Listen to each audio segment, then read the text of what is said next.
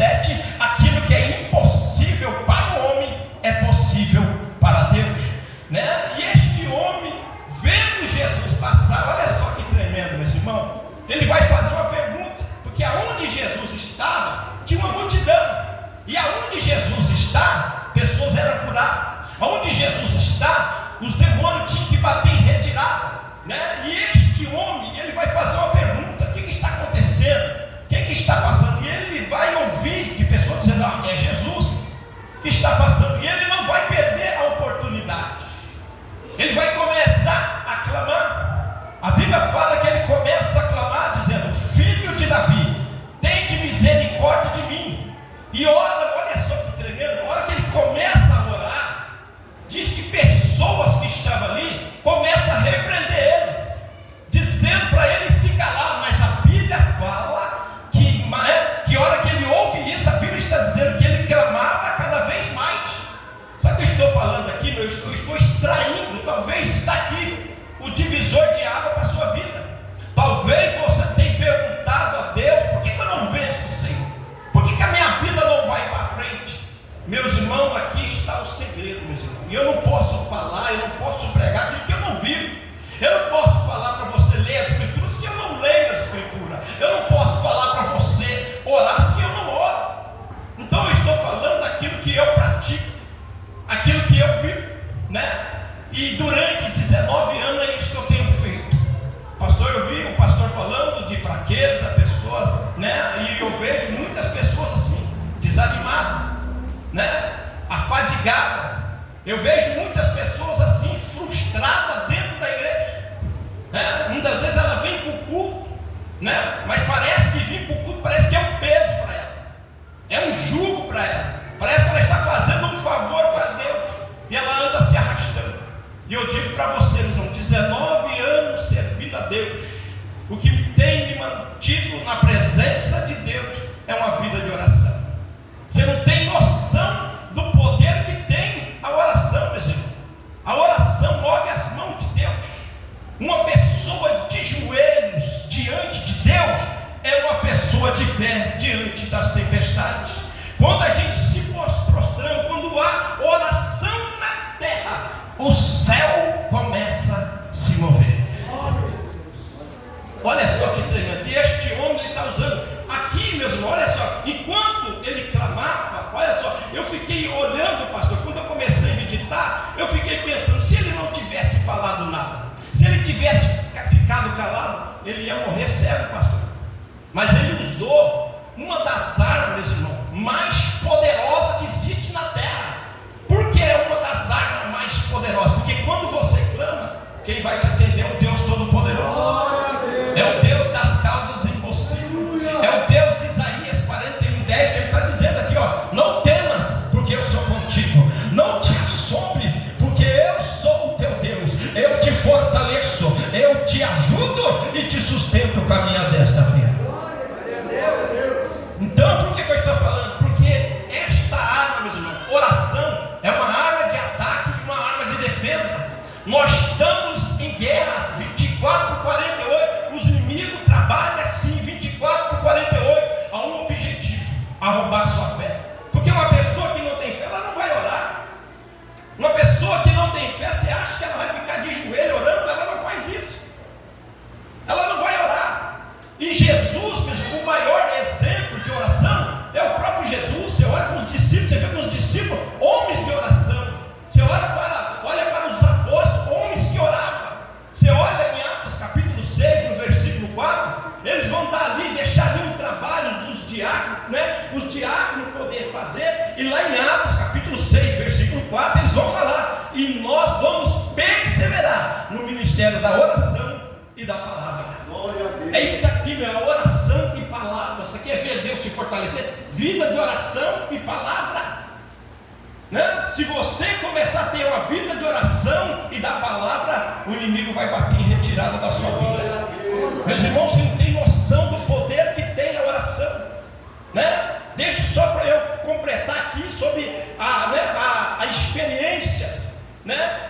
Que eu mesmo tive. Eu tive experiências espiritual, umas experiências 19 anos atrás. Há 19 anos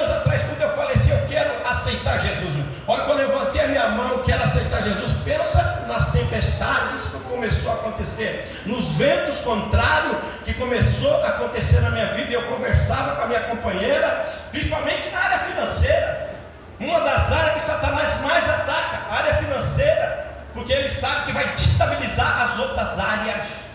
E começou o vento, e uma das primeiras coisas que eu fui fazer foi orar. Eu não sabia o que era orar, mas eu vi os crentes orando, foi isso que eu fui fazer. E aquilo ali, olha só, meu irmão, eu entrei dentro do meu quarto, e olha que eu me coloquei de joelho. Aqui estava a cama, aqui tinha um guarda-roupa, e aqui tinha um tapete. Eu ponhei o meu joelho, o meu rosto no chão, mas foi eu colocar o rosto no chão, eu senti que algo entrou pela porta, mas pisando duro, sabe assim, tipo que estivesse com raiva, e vindo na minha direção, mas veio muito rápido na minha direção. E eu vi que ele parou atrás de mim, e eu não conseguia se mexer, mas eu vi que tinha um ser atrás de mim, na qual eu não conseguia ver. E com muito custo, quando eu consigo, eu vi que destravou meu corpo, eu viro de costa, eu viro para cima, para o lado da porta, eu vi aquele ser alto, escuro, né, em formato de um homem, não consegui ver o rosto, mas saindo pela porta. E eu fiquei sem entender o que era aquilo. E na igreja onde eu congregava era culto todos os dias, uma igreja chamada Deus é Amor. E quando eu fui lá, Deus revelou, falou assim, ó, hoje, né, revelou tudo o que tinha acontecido lá no quarto, e falou assim, ninguém te toca, estou colocando hoje um anjo na frente e outro atrás, e ninguém te toca. E ali mesmo, sabe o que eu vejo ali? Eu conversei com a minha esposa, né? Eu fiquei sem entender aquela visão. Minha esposa estava na sala dando a mamar para a criança, e eu falei para ela, você entrou no quarto? Ela falou assim, não. Mas não tinha nada a ver ela com a visão que eu tinha visto. Algo sobrenatural. Sabe o que Deus estava me ensinando ali? Que não tem como agradar dois senhores. Se você agradar um, vai desagradar outro. Deus estava mostrando ali, meus irmãos, sobre o poder da oração. O inimigo não quer que você ore, porque ele sabe, se você orar, Deus vai te responder e vai te mostrar coisas grandes e ocultas que tu não sabes. Jeremias capítulo 33, versículo 3, dona Marlene, vai dizer assim, ó, clama a mim e eu vou te responder, e eu vou te mostrar, Paulo, coisas grandes e ocultas que tu não sabes. Mas presta atenção, meus irmãos, olha o que está dizendo, Deus está falando, clama a mim. Então, se eu não clamar, se eu não fazer a minha parte, eu não vou ter resposta, Lucas, da parte de Deus, porque tem coisa que é eu que tenho que fazer. Se eu não fazer, Deus não vai enviar anjo para fazer para mim, é eu que tenho que orar, é eu que tenho que mostrar para Deus que eu acredito nele, através da oração. Deus tem as suas multiformas de falar conosco. Deus fala através de visão, Deus fala através de sonho, Deus fala através de profecia, Deus fala através da sua palavra. Deus tem as suas multiformas de falar, mas nós só temos uma forma de falar com Deus, através da oração, meus irmãos. A oração é através da oração, né? Oração significa falar com Deus. Como que a gente podemos falar que a gente somos cristãos se a gente não temos relacionamento com Deus? É através da oração que nós se comunicamos com Deus, né? Quando eu olho para a Bíblia, quando fala sobre oração, me faz lembrar, está vindo na minha mente várias passagens bíblicas, né? Filipenses 4,6 diz assim, eu não fiqueis inquietos por coisa alguma, mas que antes as vossas petições sejam em tudo conhecidas diante de Deus. Olha só que tremendo, a gente não fica inquieto, mas Deus quer que a gente venha falar para Ele. Salmo 142, verso 2, levo a Ele todas, olha só, levo a Ele todas as minhas preocupações e lhe conto todas as minhas angústias. Olha, Deus está falando que é para a gente falar, para a gente orar, para a gente clamar por Ele. E se a gente não fazer isso, a gente não tem resposta. É através da oração. Salmo 50, verso 15, se me chamares no dia da tua aflição, eu te livrarei e tu me glorificarás. Então, meus irmãos, o que eu vejo? Quando o inimigo apareceu ali para mim, ele não queria que eu orasse, porque até então eu não era uma pessoa de oração. Mas a partir daquele momento, meus irmãos, Deus me mostrou a importância da gente estar de joelhos dobrados, meus irmãos. Não é à toa que Jesus vai dizer em Mateus 6,6, ele vai dizer assim, ó, tu quando orares, ele tá, olha só, uma pessoa que serve a Deus, Deus já está afirmando que uma pessoa que serve a Deus, ele já vai ter uma vida de oração.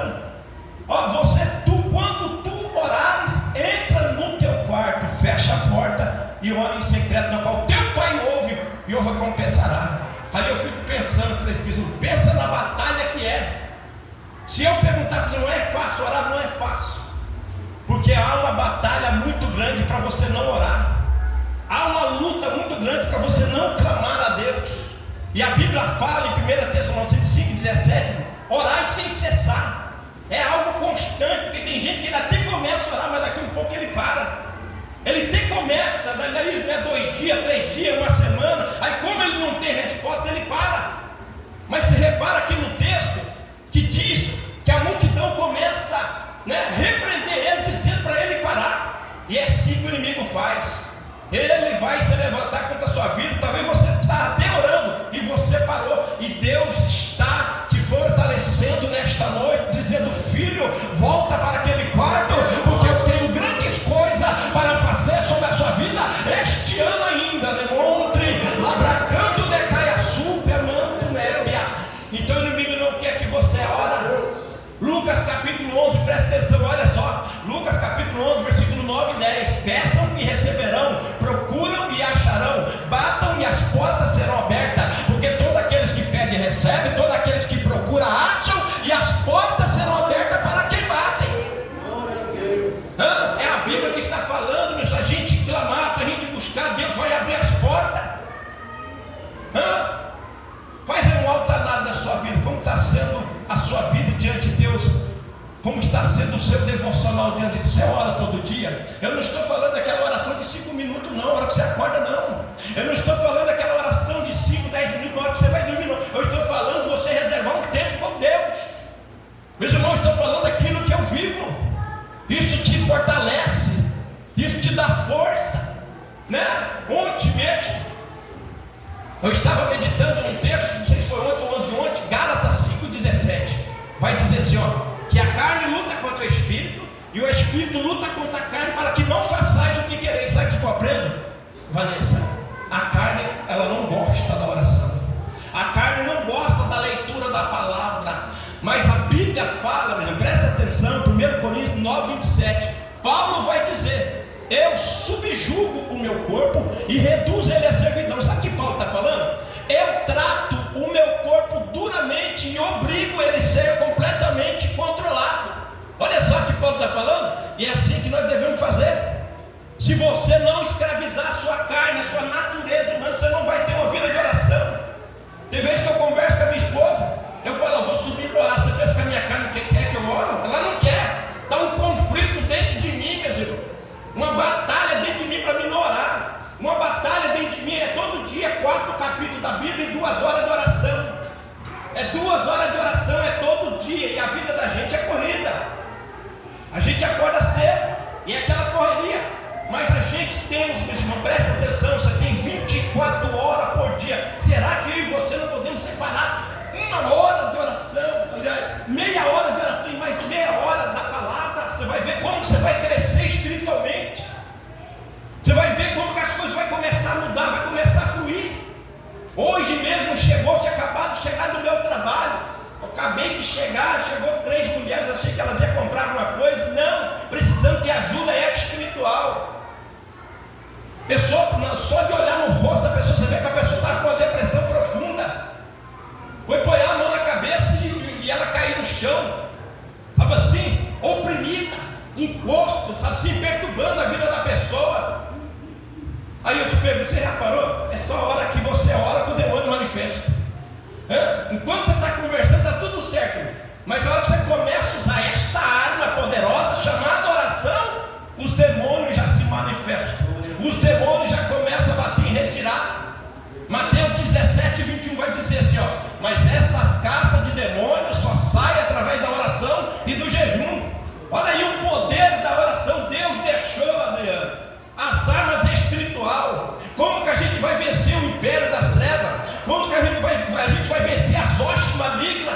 Eu estou falando de demônios terríveis. Eu estou falando de principado e de potestade. Como que a gente vence ele? Com a ponto 40 na cinta, com um fuzil AR-15. Como que a gente vai vencer? Com estilingue na mão. Como que a gente vence?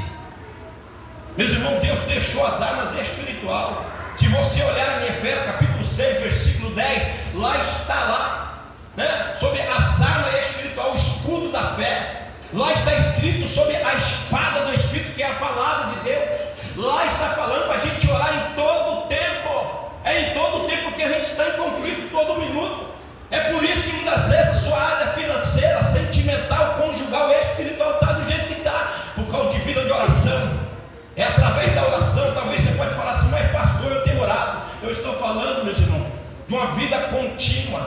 Eu disse e repito, 1 Tessalonicenses, capítulo 5, versículo 17: orai sem cessar. Você pode ver que neste texto aqui, eu estou extraindo do texto e aplicando na igreja. Nesse texto você pode ver que a hora que falar, cala a boca, para de orar, para de clamar. Se ele tivesse clamado, eu não tinha recebido a vitória. A oração move as mãos de Deus. Isto me faz lembrar de Daniel, capítulo 10. Olha só, Daniel começa a buscar. Daniel, capítulo 10, versículo 12 em diante. Você pode ler na sua casa depois. Olha o poder da oração. Você pode ver aqui que através da oração, a vida deste homem que era cego vai ser restaurada. A sua visão vai ser restaurada através do poder da oração. Porque quando Daniel ali começa a orar, a Bíblia fala, meus irmãos, que Deus envia o anjo Gabriel. Olha só, sabe por causa de quê? Por causa da oração. Enquanto Daniel não estava orando, estava lá tranquilo, mas quando ele começou a orar, porque uma ação da nossa parte vai provocar uma reação da parte de Deus. Deus não precisa de mim, de você, mas eu e você precisa dele. Eu e você precisa. Então, se nós precisamos, é nós que temos que ir até ele. Tiago 4,8 diz assim: chegai-vos a Deus e ele chegará a vós outros. Olha aí, Lucas, uma ação da minha parte, tipo assim, primeiro eu faço a minha parte, depois Deus faz a dele. Tiago 4,8: chegai-vos a Deus e ele chegará a vós outros. Você pode ver que no texto aqui, Jesus não vai até o cego e fala assim: manda ele vir aqui. Por quê? Porque ele clamou, porque ele insistiu clamando. Aí Jesus vai chamar ele. Isso me faz lembrar de Mateus 11, 28, que também vai dizer: vinde a mim. Olha lá, ele não é ele que vai, ele está falando: vinde a mim todos que estáis cansados e oprimidos, e eu vos aliviarei.